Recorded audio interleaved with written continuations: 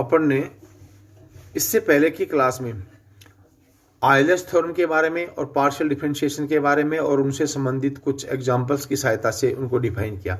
अब इसके पश्चात इसमें अपन पढ़ेंगे संयुक्त फलन या कंपोजिट फंक्शन। कंपोजिट फंक्शन से अपना तात्पर्य है कि यदि u is the function of x Y, जहां x और y स्वयं भी एक अन्य फलन t के फलन है, यानी x is the phi t और y equal to psi t, तो u को एकल स्वतंत्र चर t का संयुक्त फलन कहते हैं, अर्थात x equal to phi t1 and t2 and y equal to psi t1 t2, तो u को दो स्वतंत्र चरों t1 और t2 का संयुक्त फलन कहते हैं। अगर अपन इसमें डिफाइन करें संपूर्ण अवकलन गुणांक, या जिसको अपन कहते हैं total differential coefficient. Total differential coefficient से अपना तात्पर्य है कि यदि u is the function of x Y, जहां x equal to phi t and y equal to psi t, तो du बाई dt को u का t के सापेक्ष संपूर्ण अवकल गुणांक कहते हैं, जिसको ज्ञात करने के लिए पहले u में x equal to phi t तो y equal to psi t प्रतिस्थापित करके u को t के पदों में व्यक्त करना चाहिए, तथा फिर अवकलन के सामान्य नियमों से du बाई dt ज्ञात कर सकते हैं और सीधा मान निम्न प्रमेय की सहायता से ज्ञात कर सकते हैं। थ्योरम ये है कि यदि u is the function of x Y के आंशिक अवकलज संतत हैं और x equal to phi t और y equal to psi t के भी अवकलज संतत हैं,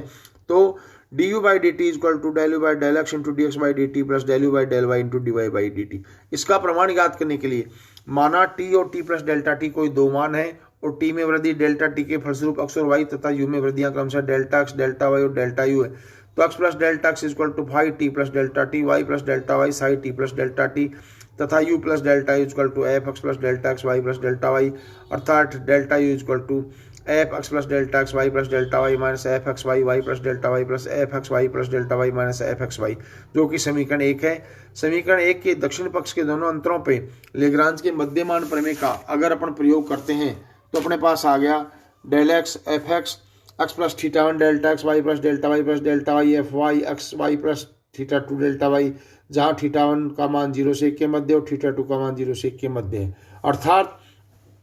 del you by del T equal to del X by del T into F X X plus theta 1 delta x Y plus delta Y plus del Y by del T into F Y X Y plus theta 2 delta Y. अब यदि delta T tends to 0 लें और delta X by delta Y को भी 0 लें और अवकलज के सातत्य होने की बात करें, तो limit delta X tends to 0 delta Y tends to 0 F X X plus theta 1 delta x Y plus theta Y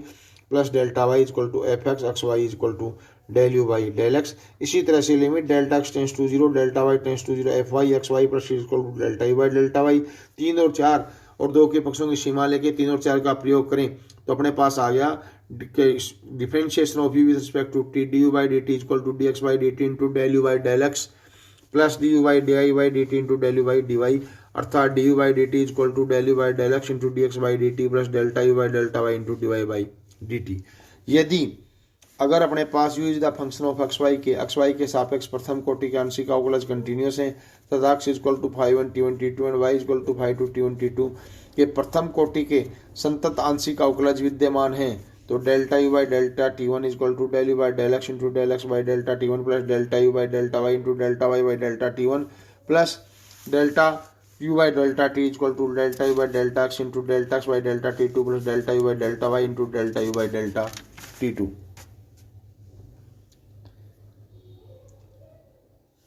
अगर अपन इसके द्वितीय अपने अगर अपन बात करें कि